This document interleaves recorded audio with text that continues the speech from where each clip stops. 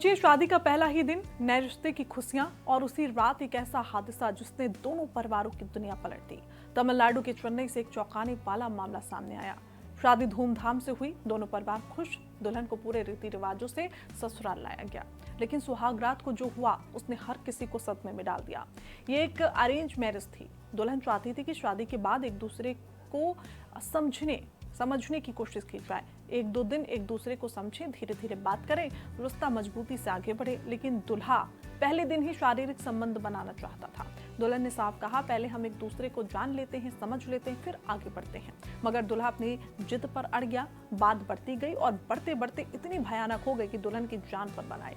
दुल्हा कमरे में मौजूद एक रॉड ले आया। दुल्हन ने कहा, मत मारो, लेकिन दुल्हा आपा खो बैठा और उसने दुल्हन पर ताबड़तोड़ हमला कर दिया।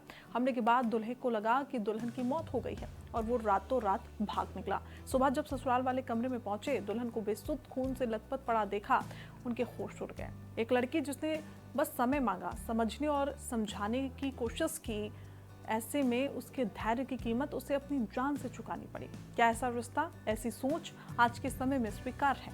क्या हमारे समाज में शादी का मतलब सिर्फ शारीरिक रिश्ता ही रह गया है? ये बड़ा सवाल समाज के लिए।